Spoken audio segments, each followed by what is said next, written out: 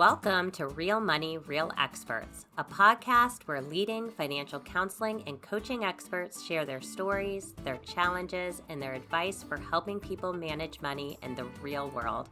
I'm your host, Rachael Leon, Executive Director of the Association for Financial Counseling and Planning Education, or AFCPE. And I'm your co-host, Dr. Mary Bell Carlson, an accredited financial counselor, or AFC, and the president of Financial Behavior Keynote Group.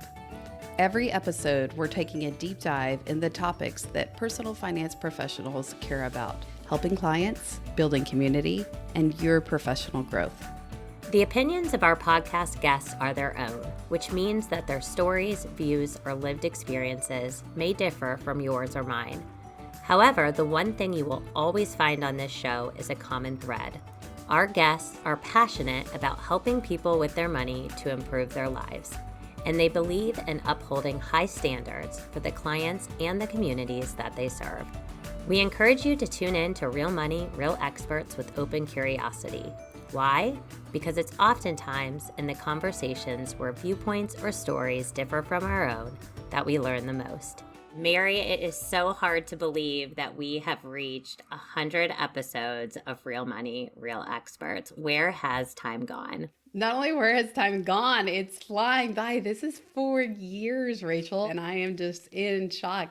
You know, there's so many things we can look back on of these conversations, of new people or new ideas or new themes that have just reverberated with me over the last, 4 years. Can you believe that? No. And honestly, Mary, I started behind the scenes. You know, when you all started this podcast, it was our previous executive director, Rebecca Wiggins, and I was really fortunate to step into the podcast co-host role in 2022. And even that seems light years behind us as we continue to move forward. I totally remember that, Rachael, because you were actually hesitant. You were like, I don't know about this podcast thing. Like, I could do all the rest of the job, but I don't know that I want to do that.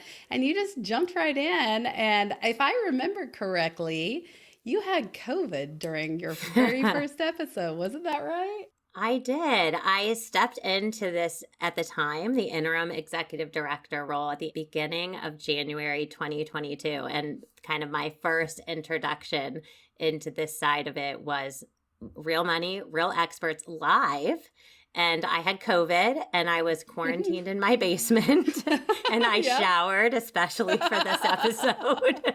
And I made it through and actually had a really fun time doing it too. And that episode was especially fun because we had some listeners that were interacting with us and asking questions. And it was really just setting a tone for what was to come. And so, yeah, what a journey it's been. So I think the answer to that is when you're quarantined, you should totally record a podcast because you have no interaction with anyone. That might have been it. It was feeding my soul. Little did I know.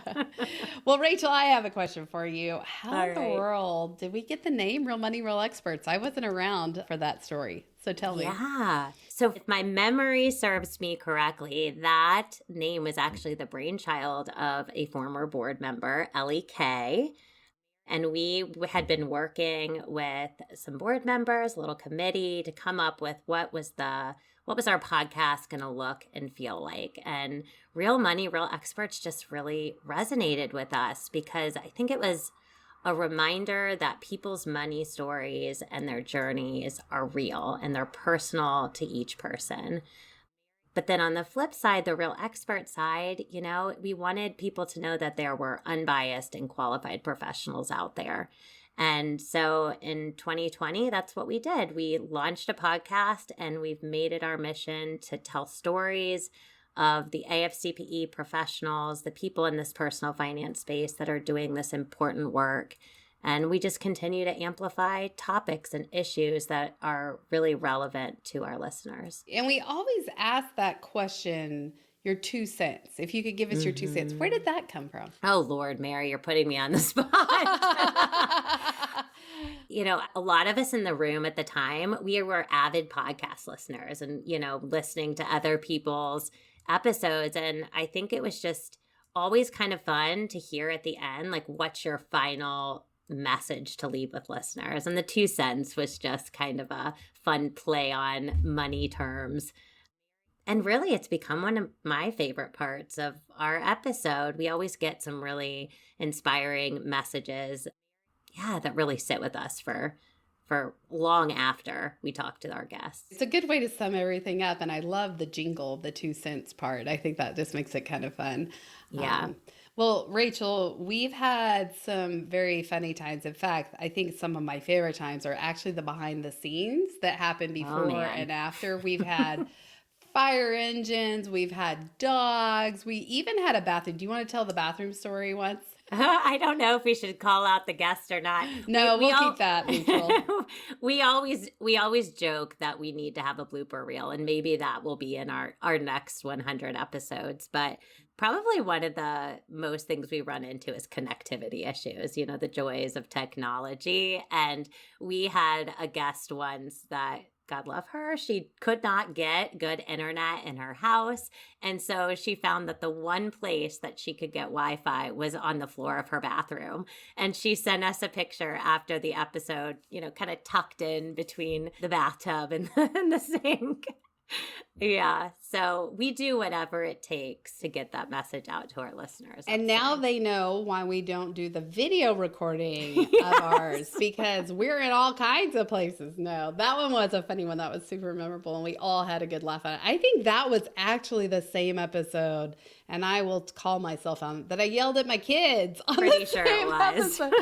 So those of you that don't know, I actually work from home like many of us do nowadays. And I often on these podcasts say, do not come down, do not knock. My mom is totally out of commission. And 90% of the time, the kids have totally complied and it's been without a problem. But this one day, my 6-year-old came downstairs and I have these French doors so you can see through the glass. And I kept seeing her out the side and I just kept pushing like, go away, go away, go away, And she just didn't get the hint. Like kids are so sometimes resilient. Like, no, I have something to tell you, Mom. And I have to tell you right now. And I'm like, go away. So I thought I had hit mute while this other guest was talking. Actually, it was my good friend Maggie was talking, and I was like, go away, just to get my kid out the door.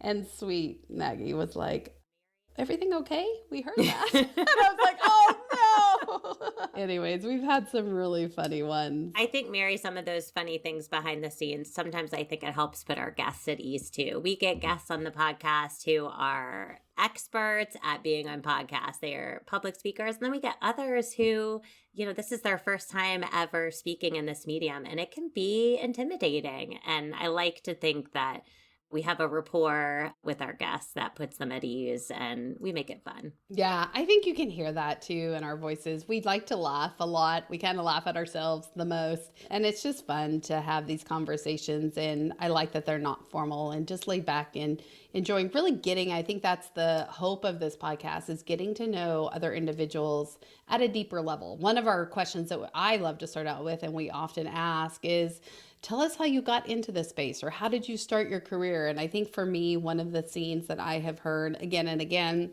is just the fact that it wasn't a linear path.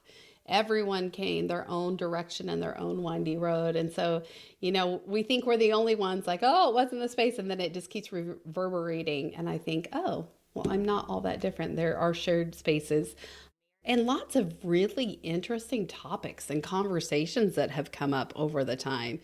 Rachel, I have to ask, what's one of the most memorable ones or moments that you've had? I feel like I'm picking favorite children Fair.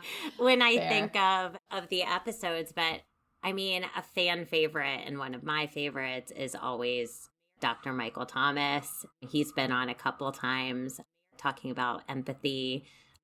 And he always leaves the episode with something that I just continue to sit with and think about. And I think in the last episode he talked about wealth, and he talked about the way people often, especially in today's day and age, look at other people's lives to determine what joy or satisfaction or success looks like. And that can leave us feeling empty.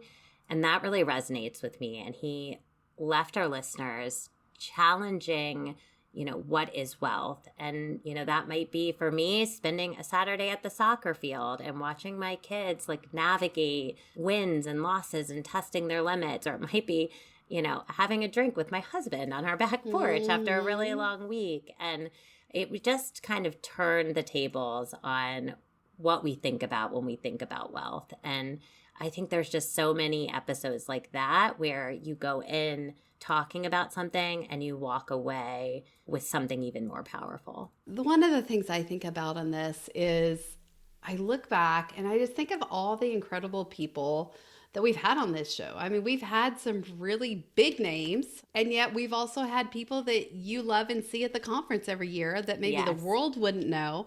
And I think that was big to us. Yeah, they're important to us. And I think that's the important part is like seeing, and really what's reverberated is it is our own. So even the biggest names that we've had on this show haven't been our most downloaded podcasts. They're not our most listened to. Even though they have millions of followers, it's really the community supporting each other. And I just listen to and look back on so many of those experts that we've had on. You've already mentioned Dr. Thomas. We've had Brad Klontz and Dr. Luter and Dr. Archuleta. We've had so many. Ryan Law has come on several times to talk about student loan payments. That information is so helpful. Lacey Langford with how to find your coaching business. Yeah. Those are the types of things that I think people find very practical and is good takeaways to say, oh, here's how I can apply that to my situation. One of my earliest memories was one with Justin Chittister. And he just talked about having an AFC and a CFP and how helpful it was to have both of those.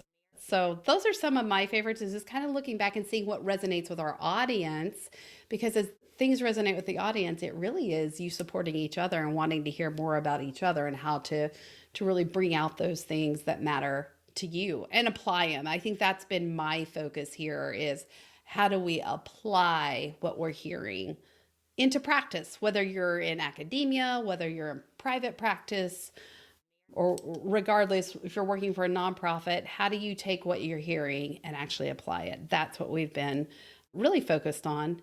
And we've had some fun themes, What are some of the themes that have stuck out to you over the years as we've done these different episodes? Yeah, I mean, one of the ones that, comes immediately to mind was our career theme we did a year or two ago. And we really got excellent feedback on those episodes. I think people are always curious about, how can I use my AFC and what are other people doing in the field? And we actually got some feedback from universities that those episodes were really helpful, even for, directing students to as they're starting to explore the field. And so I think after that, we continue to kind of look at our community and really amplify different ways people are showing up as an AFC.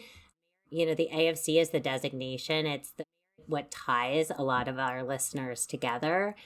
But people are using it in so many different ways. You mentioned Justin Chittister. He's a financial planner, but he's also an AFC. We have financial therapists who are also AFCs, financial coaches, financial educators. People are using the AFC and the rich knowledge that it provides in so many different ways. And I think we have a platform here to kind of showcase all of that is available with this designation and with this work and with this field and the impact you can have. Yeah, and I know early on, or even now, one of the things we're trying to pull out is unique ways to apply it. And some of what I've heard on the show for the last several years is just that authenticity and bringing your authentic story and what may be your skill set or your strong point. But also we've had some people on this show talk about some weaknesses that they've had along the way and struggles that they've had, and yet how they've turned those struggles into authentic strengths. I think of just various things that we've talked about in terms of how to, that not anybody starts with this perfect idea of this is where I'm going to be, this is what I'm going to become, and this is how I did it. And so you need to all follow me. But there's just uniqueness for every person's strength and struggle and work. And many of them are still evolving. I'd say we are all still evolving. And I feel like when I hear those things, it just makes me realize that it's okay, that I'm at where I'm at now, and you're in the right spot for where you are, and that you're going to move forward at the right place, right time. And we've had lots of good examples of that over time. Those are probably my favorite episodes, Mary, is when Lizetta Braxton immediately comes to mind. She was one of our keynote speakers, and we always do a keynote series. But I just think when people are open and honest about their journey, we all have the opportunity to learn from that. We've all had missteps along the way. And sometimes those missteps, in air quotes, turn out to be just the right turn in the path that led us exactly where we needed to be. We get a lot of conversation around imposter syndrome, which I always think is interesting. I mean, we're all in the same, we're all feeling the same thing at various times. And so, some of our listener feedback, we had put out a survey, and a lot of the listener feedback was the sense of connection that people feel when they listen to these episodes. And like you said, some of our guests are people that are well known within our community. Some have just started in our community.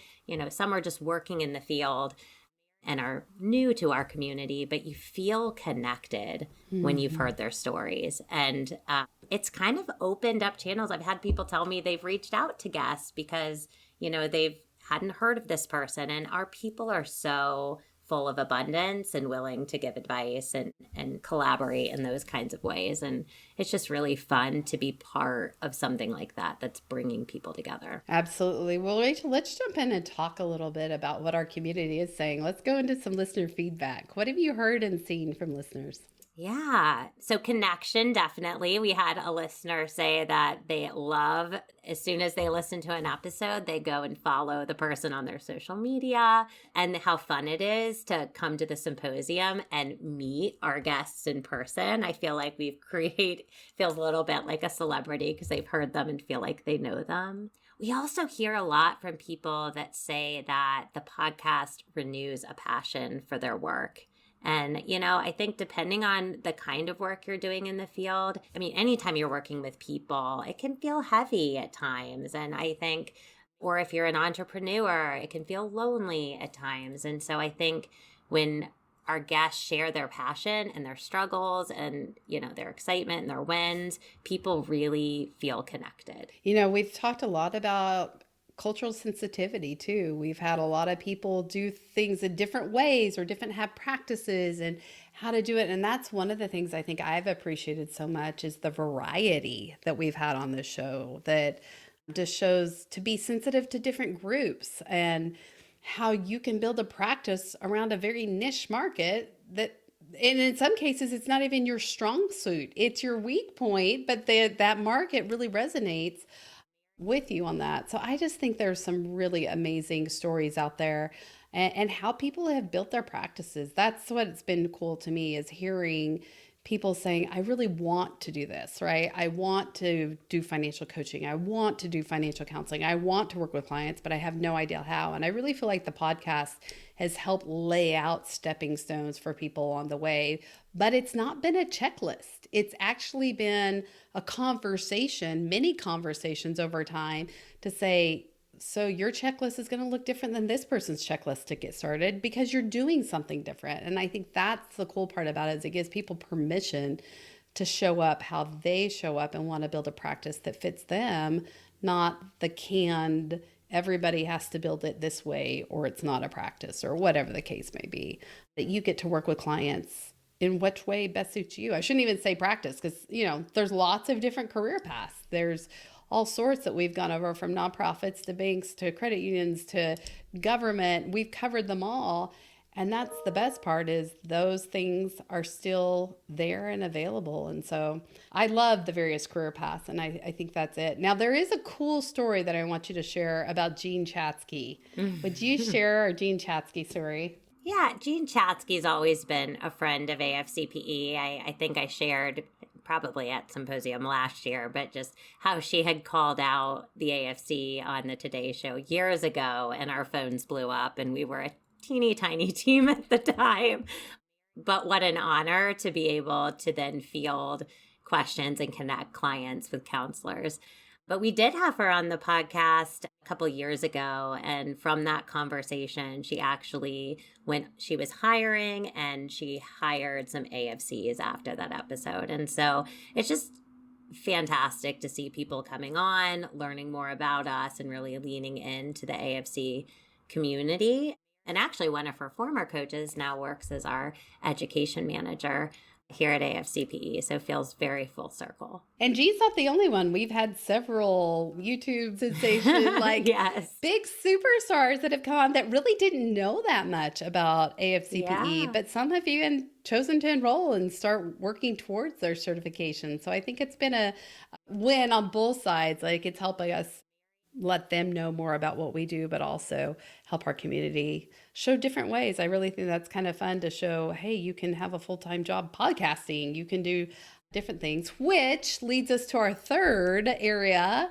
Let's do some Q&As from listeners. First one, I don't know if you want me to take this or you, but I have, what was the most difficult part of starting a podcast? And what do you consider the biggest gain so far? Well, I think we both can share because I think we have different most difficult parts. For sure. For me, I could imagine the hardest part of a podcast would be all the setup, right? What equipment, what setup, all the back stuff, the marketing. And for me in this spot as a co-host, luckily you guys took that on and I just got to sit in the hot seat. I think for me, it was figuring out the right rhythm of talking too much and making sure that I'm being authentic and hearing the other person's voice. So learning to ask shorter questions and be more succinct in my conversation, because really the listeners are there to listen to the guests, not to me Not to pontificate. us. And you know, Rachel, to be honest, that's one of the things that I have, as I listen to podcasts now, Yeah. it drives me nuts to hear You it now when a notice. host will just Uh-huh. overtalk their guests, and I just have to shut down and be like, okay, I'm done.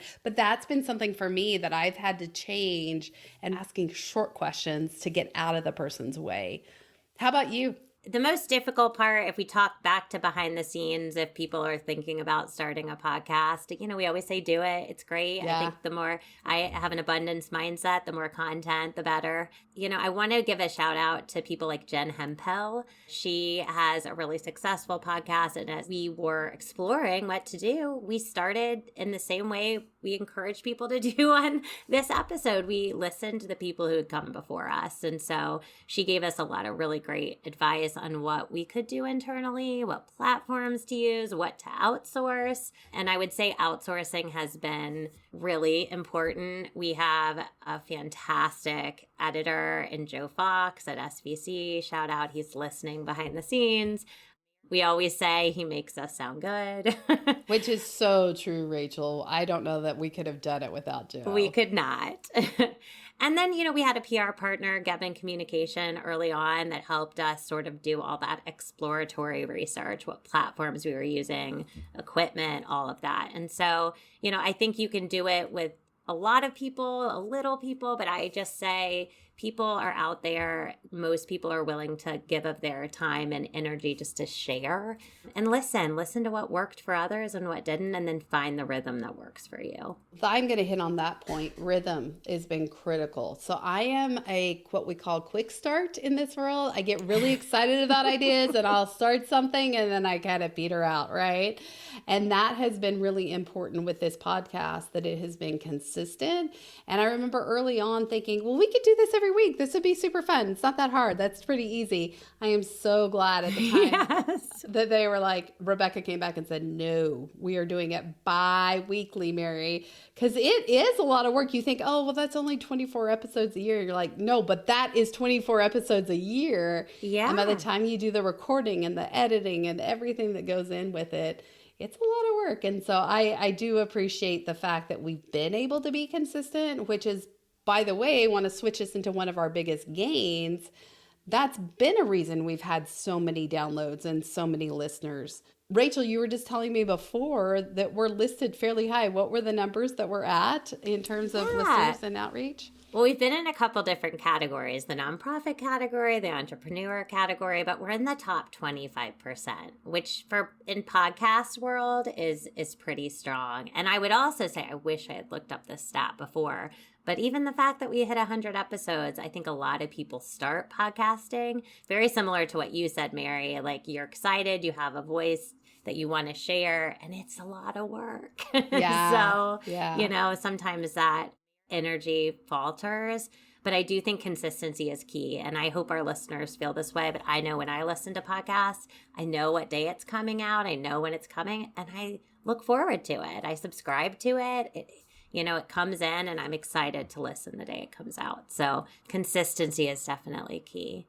The other thing we've learned along the way, and we continue, to focus on, is accessibility. And so obviously, podcasts are auditory, at least ours is, but we have started uploading them to YouTube with subtitles. And so that way members of the deaf community can also listen to them too. And so we continue to look for ways to improve the podcast to make sure it's accessible to all listeners. We've talked about the hard stuff. Let's talk about the good stuff. I will be honest, I didn't know I would like this much. I have loved podcasting. I think it's one of my favorite things because I like learning about other people. And so for me, it's been really fun. I appreciate that we have guests because to me, that's what I learn the most is bringing someone outside in and talking to them versus if it were just me or me and you just pontificating every time. I don't think we get it as rich content as we have. So for me, it has been a blast to get to know other people. And I've just been blown away by the community, right? What's even in our own community. Rachel will bring another guest on and I'm like, I didn't know they were at AFC or they're getting their AFC. Like it's just been pretty phenomenal to watch that. So that's been fun to me. What's been fun to you, Rachel? I'd probably say the same thing. Selfishly, what we get out of this, we get to meet so many incredible people. And oftentimes, I'm so behind the scenes in many ways. I mean, all of the staff at AFCPE were really supporting the community. And we do have virtual connections and things like that, but it's really those few times a year when we're out at events that we get to see the members within our community. And the podcast just brings us closer and really opens our eyes, opens our, minds to different topics. And I love hearing the stories. And telling them and amplifying them. And I hope in our endeavor and love for that, it shines through and people get that same, kind of reward out of it. I'm going to ask you this next question because I think this one's in your court. What is the future of AFCPE and the job outlook for AFCs? Mary, I really think it's a positive one. The field as a whole, I think we can all agree that now more than ever, people need the AFC. We are starting to see an uptick in people posting on our career center, which is always positive. And we're really focused on awareness and networking with organizations to bring awareness to the mark. I want to kind of piggyback with a follow-up question that I think is really career-oriented, but it's the question a listener had about what is the best way to market your AFC. And I always say that AFCs are our best marketers. A lot of people find the AFC through word of mouth still. There are a lot of efforts that we're doing, but they see an AFC in action. They speak to an AFC and they are like, this is what I want to be doing. Or now I understand why an AFC can better support me. And so I always tell people it seems like the most obvious thing, but the easiest way to market your AFC is to list it. Put it after your name, make it an extension. Anywhere your name is, use that AFC, put it on your LinkedIn profile, put it in your bio, put it in your email signature. It starts the conversation. What's an AFC? They see the work you're doing and they want to know what is the AFC and what does it mean? Yeah, and I'll piggyback onto that. One of my pet peeves coming from the military side is don't use the abbreviation. If you can spell it out, that makes even more of an impact. Sure, on your LinkedIn bio, you've only got the 3 letters, but there's a million 3-letter designations everywhere. And so in my longer bio, I'll often have it accredited financial counselor with AFC in parentheses, because then that gives more meaning to it and people can ask more questions when they know what it is. They don't know what an AFC is, but they'll know what then they may not know what an accredited financial counselor is, but that's a perfect way to ask that where they may not ask off of just the acronym. So another marketing tip. And I'll piggyback a little sneak peek. We actually have a small group of AFCPE members that are working a lot around awareness efforts and how to really network with other professionals in the space. And we've been working on some one-pagers that we're planning to white label that you can give to consumers or clients, but also to financial planners. A lot of times AFCs will get this question when they meet with a planner to really help build those referral relationships, because awareness is a key catalyst, longevity and career outlook. So Rachael, what do you hope to see for the AFCPE community in the next 5 to 10 years? The one word that comes to mind is growth. I think it's critical. And I think growth in the sense that we don't lose our core culture and our core values. But I just see our community growing in a way where more areas of the field are recognizing and investing in the high standards that the AFC represents. We're continuing to focus on accessibility. We want to ensure that that we can meet people where they are and have more opportunities for people to get the AFC. But most importantly, I see a collaborative field. Collaboration is something we talk about all the time, and I think it's critical for growth and for impact. A field where we're not segmented, but we're working together to integrate our services. So that's financial counselors, coaches, planners, therapists, and starting to really break down silos. We don't get there alone. We get there together. Yeah, that's actually what I was going to say is the inclusion and collaboration. I really like this last year at Annual, how we went back in time and that we talked about the history of where we came from. It's been 40 years that AFCPE has been around. And I think it's really important to remember where you come from, right? It's your genealogy, your ancestry, because it gives you more depth and breadth to understand the current issues that we're having today or the current benefits as well, right? Both problems, good and bad, on that side of the coin. Then the other side of it, and this is why it was your brainchild, Rachael, is not just look at the past and present, but also look to see what's in the future. And that's why you just said the two words that I think are so vital: inclusion and collaboration. Because when it's that blue ocean mentality or that abundance mentality, like you talk about, there's enough room for all, right? Absolutely. And that's not true in every profession.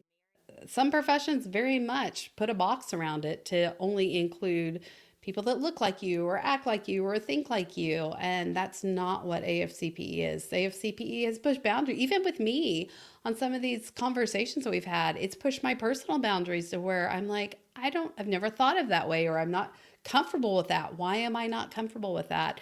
And I think that is growth, right? That is what we want to see, is an open-minded willingness to communicate about issues that are important to you. It's not a right or a wrong.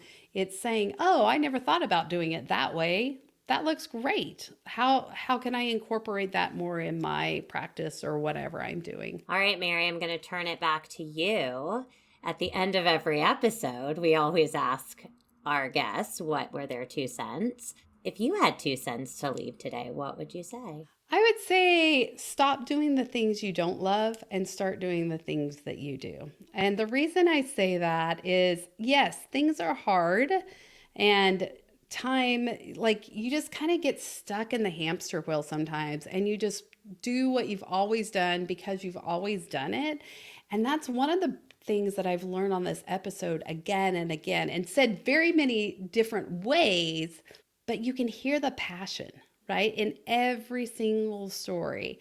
And so if your passion comes through for whatever you do, then that's going to show in your life and in your work and everything else. We all have to do the monotonous stuff. So I'm not saying push that to the side, but I am saying sit back for a minute and reevaluate. What do you want to do? What is your life going to look like? I guess that same question we just asked ourselves, what's your projection or life or career going to look like in the next 5 to 10 years? And then start to model that based on some of the things you've heard that you're like, oh, that's a great idea, or that's something I want to try or do. Kind of having that chance to be a bit adventuresome and taking risks or chances that you wouldn't have taken before, and knowing that you're not alone in doing it. I think that's where the comfort of the podcast comes in, is hearing, oh, that's been done before. I'm not the first one to do this or try this. So that's what I would say is, do more of what you love and let that passion come through, because that's how you affect one individual or thousands of individuals at the same time. That's the incredible part of the work we do. Well, Mary, do you want to talk about what lies ahead? We've hit 100. Do we hang up our hat? Oh, yeah. No. No. I think we've got so much more to cover. I'm really excited to continue our conversations this year with members, right? With those who are working and already have their AFC, because there's so much depth and breadth inside our membership. So we'd love to hear from you, to be able to reach out and tell us some cool projects you're working on or thoughts or ideas that you have and want to share with others. Yeah, I think, Mary, too, we had asked our listeners with the survey, what do they want to hear? What are we doing well? What listeners do you want to hear from? What topics do you want to hear from? And it was lovely to hear that I think we're on the right path. I think we're giving a lot to our listeners in terms of what the topics and people they want to hear from. But I definitely saw some additional topics that you all are interested in. And so there's an appetite to hear from more AFC candidates along their journey to see, what's working, how they're navigating experience hours, to really learn from the people as they're going through the program, which I think would be great. There's definitely an appetite for advocacy work. So who out there is doing the work to really create those collaborations? We talk a lot about it's not the individual, but it's individual, it's organization, it's government, and how do we all work together to change policy as well. Private practice is still a hot topic. People want to hear from the people that have done it and are doing it well, but they also want to hear the newer private practice stories. I really love how this community really wants to hear kind of people who are starting out. And then financial technology. I think we're all, curious about how financial technology, high tech, high touch work together. And so you all are going to keep us on our toes over the next few months as we work to identify speakers and bring these topics to you. Rachel, I think we have a raffle winner. Do you want to make this big announcement? I do. So first of all, I just want to say thank you to everyone who took the time to fill out the survey and to give us feedback. Obviously, we love these conversations and we love meeting new people, but we really want to deliver the topics and you want to hear from. This podcast is for you too. So thank you to everyone who just took the time to fill out the survey. And we said to whoever fills out the survey, we would draw a winner to receive a free AFCPE membership. And that winner is Kristen Wade. So Kristen, we will reach out to you with details, but thank you so much for sharing your feedback with us. And Kristen is one of our AFC candidates, and so we're super excited to have her in the community. Well, Rachel, this has been really fun looking back on where we've come, and I'm excited for what's coming next. New ideas, new things. I think for me, the real takeaway is don't stop. Keep going, because there's more stories to uncover and so much more to learn. Absolutely. Thanks, Mary. Thank you.